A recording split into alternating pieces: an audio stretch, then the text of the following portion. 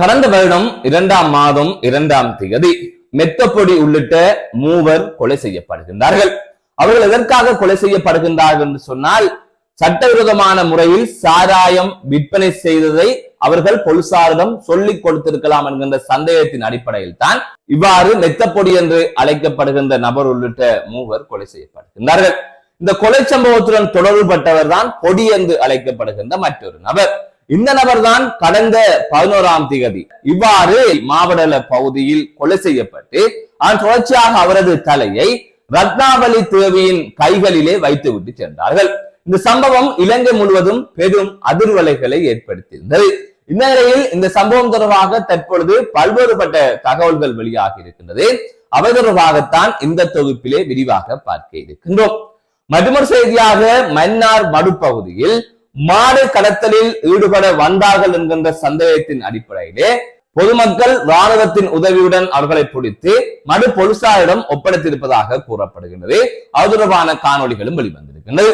இவை தொடர்பாகத்தான் இந்த தொகுப்பிலே விரிவாக பார்க்க இருக்கின்றோம். அதற்கு முதல் JK ரிப்போர்ட் எனப்படுகின்ற இந்த யூடியூப் சேனலை இதுவரை யாராவது சப்ஸ்கிரைப் செய்யாமல் பார்த்துக் கொண்டிருந்தால் சப்ஸ்கிரைப் செய்து கொள்ளுங்கள். தொடர்ந்து அருகில் இருக்கின்ற பெல் பட்டனை கிளிக் செய்வதன் ஊடாக நான் போடுகின்ற ஒவ்வொரு காணொளிகளையும் நீங்கள் உடனுக்குடன் பார்க்கக்கூடிய வகையிலே இருக்கும். நான் நடராசா ஜெயகாந்தன். தற்பொழுது செய்திகளுக்குள்ளே செல்லலாம். அம்பலாந்தோட்டை மாமடல எனப்படுகின்ற பகுதியிலே இருக்கின்ற ரத்னாவளி தேவியின் கையிலே ஒரு தலை இருக்கின்றது. இந்த சம்பவம் இலங்கை முழுவதும் பெரும் பேசுபொருளாக மாறியிருந்தது. அந்த தலை அங்கு எப்படி வந்தது என்று அறிய வேண்டும் என்று சொன்னால் அதற்கு பின்னால் நடந்த சம்பவங்களை நாங்கள் பார்க்க வேண்டும். கடந்த வருடம் 2ஆம் மாதம் 2ஆம் தேதி மெத்தப்பொடி என அழைக்கப்படுகின்ற ஒருவர் உள்ளிட்ட 3 கொலை செய்யப்படுகின்றார்கள்.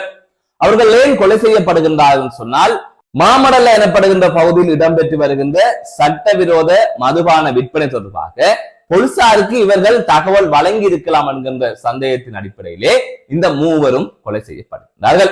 இந்த கொலை சம்பவத்துடன் தொடர்புபட்டவர் தான் 34 வயதுடைய லக்மால் சந்தரூவன் எனப்படுகின்ற நபர்.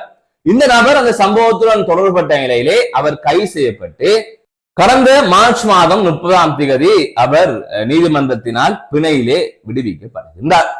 அதன் தொடர்ச்சியாக கடந்த 11ஆம் தேதி 3 அடங்கிய குழு அவரது வீட்டுக்கு சென்று அந்த நபரை சரமாரியாக தாக்கி கொலை செய்து அதனைத் தொடர்ந்து இவ்வாறு கொலை செய்யப்பட்ட அந்த நபரின் தலையை துண்டித்து ரத்னாவளி தேவியின் சிலையின் கையிலே வைத்துவிட்டு சென்றிருக்கிறார்கள். ஆகவே ஏற்கனவே கொலை செய்யப்பட்ட மெத்தப்பொடி எனப்படுகின்ற அந்த நபரின் கொலைக்கு பழிவாங்க அந்த மெத்தப்பொடியின் அண்ணன் உறவினர்கள் உள்ளிட்ட 3 இவ்வாறு பொடி என்று அழைக்கப்படுகின்ற நபரை கொலை செய்திருக்கிறார்கள். அதன் தொடர்ச்சியாக அந்த சம்பவத்துடன் தொடர்புபட்டவர்களை பொடி என அழைக்கப்படுகின்ற அந்த நபரின் மனைவி அப்போது அந்த கொலை சம்பவத்தை செய்கின்ற போது அடையாளம் கண்டிருக்கின்றார். அதன் தொடர்ச்சியாக அந்த சம்பவத்துடன் தொடர்புபட்ட ஒருவர் உடனடியாக கைது செய்யப்படுகின்றார். அடுத்த பிறகாக மேலும் 2 நேற்றைய தினம் கைது செய்யப்பட்டிருந்தார்கள். இவ்வாறு 3 தற்பொழுது நீதிமன்றத்தில் முன்னிலைப்படுத்தப்பட்ட நிலையிலே விளக்கமறியலில் வைக்கப்பட்டிருப்பதாக தெரிவிக்கப்பட்டிருக்கின்றது. இந்த சம்பவம் தொடர்பான மேலதிகமான விசாரணைகளை அம்பலாந்தோட்டை போலீசார் மேற்கொண்டு வருவதாக கூறப்படுகின்றது. எனவே இந்த சம்பவம் எங்கே எப்போது தொடங்கி இருக்கின்றது சொன்னால், மாமடல எனப்படுகின்ற பகுதியிலே கடந்த வருடம் 2ஆம் மாதம் 2ஆம் தேதி ஆரம்பித்திருக்கின்றது. ஆகவே அவர்கள் சட்டவிரோதமான மது விற்பனையை காட்டி கொடுத்தார்களா இல்லையான்னு கூட தெரியாது. ஒரு சந்தேகத்தின் அடிப்படையிலே மெத்தப்பொடி என அழைக்கப்படுகின்ற நபர்கள்ட்ட 3 கொலை செய்யப்படுகின்றார்கள். அந்த சம்பவத்துடன் பொடி என அழைக்கப்படுகிற நபர் தொடர்பட்டவர் என்று கூறப்படுகிறது. இந்த நிலையில் தான் அந்த மெத்தப்பொடியின் அண்ணன் உறவினர்கள் சேர்ந்து இவ்வாறு பொடி எனப்படுகின்ற நபர் நீதிமன்றத்தினால் பிணையிலே விடுவிக்கப்பட்ட பிறகு கொலை செய்திருக்கின்றார்கள். இதில் தற்பொழுது வெளிவந்திருக்கின்ற தகவல் என்னென்றால், கடந்த 11ஆம் தேதி தான் அவர் கொலை செய்யப்பட்டிருக்கின்றார். பொடி என அழைக்கப்படுகின்ற நபர் அன்றைய தினம்தான் அந்த நபருக்கு பிறந்த தினம் என்று கூறப்படுகிறது. இதே பிறந்த தினத்தன்றே இவ்வாறு கொலை செய்து தலையை வெட்டி கொண்டு ரத்னாவளி தேவியின் கையிலே வைத்து விட்டு சென்றிருக்கிறார்கள். ஒரு அச்சத்தை ஏற்படுத்துகின்ற நோக்கில், அந்த கொலை தொடர்பாக பேசப்பட வேண்டும் என்கின்ற நோக்கில், நாங்கள் பழிக்கு பழி வாங்கிவிட்டோம் என்பதை மக்களுக்கு கூறுகின்ற வகையிலே இவ்வாறு தலையை கொண்டு போய் அந்த சிலையிலே வைத்திருக்கின்றார்கள். அந்த ஐடியாவை அந்த ஆலோசனை யார் கொடுத்திருக்கின்றார் சொன்னால், ஏற்கனவே கடந்த வருடம் கொலை செய்யப்பட்ட மெத்தப்பொடியின் தாயின் சகோதரன் தான் கொடுத்திருக்கின்றார். அதுக்கு பிறகாக இவ்வாறு 3 அடுத்தடுத்து கைது செய்யப்பட்டிருக்கிறார்கள். இது தொடர்பான மேலதிகமான விசாரணைகள் தொடர்ந்து வருவதாகவும் கூறப்படுகிறது. எனவே இலங்கையை உலுக்கிய கொலை சம்பவத்தின் பின்னணி தகவல்கள் இதுவாக இருக்கின்றது. இன்றைய தினம் இந்த தகவல்கள் எல்லாம் வெளிவந்திருக்கின்றது. எனவே தொடர்ந்து இந்த கொலை சம்பவத்தில் மேலும் பல தகவல்கள் வெளிவரும் என்று எதிர்பார்க்கப்படுகின்றது. இது தொடர்பாக தொடர்ந்து இணைந்திருங்கள் ஜேகே ரிப்போர்ட்டுடன். மற்றொரு செய்தியாக மன்னார் மடு பிரதேச செயலக பிரிவிற்குட்பட்ட பரிசன்குளம் பகுதியிலே மாடு கடத்தலில் ஈடுபட வந்தார்கள் என்கின்ற சந்தேகத்தின் அடிப்படையில் 4 வரை பொதுமக்கள் ராணுவத்தின் உதவியுடன் பிடித்து மடு போலீசாரிடம் ஒப்படைத்திருப்பதாக கூறப்படுகின்றது. இந்த சம்பவம் கடந்த 4 நாட்களுக்கு முன்னர் இடம்பெற்றிருக்கின்றது. அதிகாலை வேளையிலே 4 பேர் கொண்ட ஒரு குழுவினர் ஒரு வாகனத்திலே வந்து மாடுகளை ஏற்றி கொண்டிருந்ததாக அந்த வழியால் வேலைக்கு சென்ற மிதிவடி அகற்றும் நிறுவனத்தைச் சேர்ந்த ஊழியர்கள் பொதுமக்களுக்கு தகவல் தெரிவித்திருக்கிறார்கள். அதாவது சின்ன வளையங்கட்டு பகுதியில் வசிக்கின்றவர்களுக்கு சொந்தமான மாடுகள் இவ்வாறு ஒரு வாகனத்தில் ஏற்றப்படுகிறது. அடுத்த பிறகாக உடனடியாக பரிசங்குளம் பகுதியில் இருக்கின்ற ராணுவ முகாமுக்கு தகவல் கொடுக்கப்படுகிறது. ராணுவத்தினர் இவ்வாறு வெளியிலே வந்து பார்த்த போது ஒரு வாகனம் நிற்கின்றது. அந்த வாகனத்தில் கோளாறு ஏற்பட்ட நிலையில இவ்வாறு ராணுவ முகாமிற்கு முன்னிற்கு அந்த வாகனம் நின்றிருக்கின்றது. அதன் தொடர்ச்சியாக வாகனத்திற்குள் மாட்டுச்சாணம் இருந்ததாக கூறப்படுகின்றது. அதை தவிர வாள்கள் இருந்ததாக கூறப்படுகின்றது. நாட்டு துப்பாக்கி இருந்ததாகவும் கூறப்படுகின்றது. அதன் தொடர்ச்சியாகத்தான் இந்த கும்பலை ராணுவ முகாம் இருக்கின்ற பகுதிக்கு பொதுமக்களும் சென்று பிடித்து மறு போலீசாரிடம் ஒப்படைத்ததாக கூறப்படுகின்றது. ஆனால் அவர்களை பிடிக்கின்ற போது வாகனத்திற்குள் மாடுகள் இல்லை, மாட்டு சாணம் இருந்ததாக கூறுகின்றார்கள். இந்நிலையில் அவர்கள் மாடுகளை ஏற்றி இருக்கலாம். அதன் தொடர்ச்சியாக வாகனம் பழுதடைந்த நிலையில் அவர்கள் அந்த மாடுகளை வெளியிலே விட்டிருக்கலாம் என்று அவர்கள் சந்தேகிக்கின்றார்கள். இது தொடர்பான மேலதிகமான விசாரணைகளை போலீசார் மேற்கொண்டு வருவதாக கூறப்படுகின்றது. இவ்வாறான மாடு திருட்டு சம்பவங்கள் மடு பிரதேச செயலக பிரிவுக்குட்பட்ட பகுதியில் தொடர்ந்து இடம்பெற்று வருகின்றது.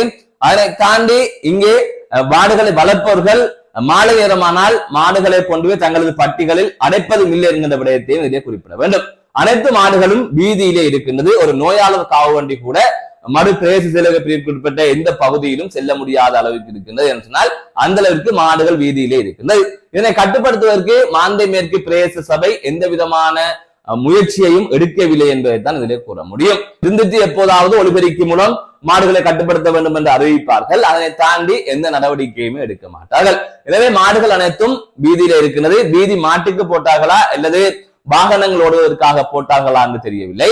ஆகையால் மாடுகளை மாடு வளர்ப்பவர்கள் கட்டுப்படுத்த வேண்டும் என்கின்ற கருத்தும் இங்கே கூறப்படுகின்றது. மீண்டும் ஒரு காணொலி சந்திக்கின்றேன். நான் நடராசா ஜெயகாந்தன்.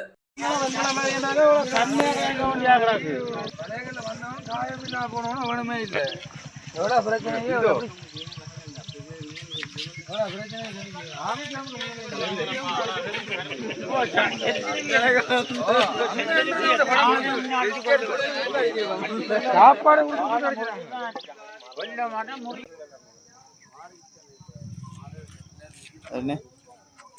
என்ன அண்ணா வரையங்கட மாதிரி வங்க வந்தது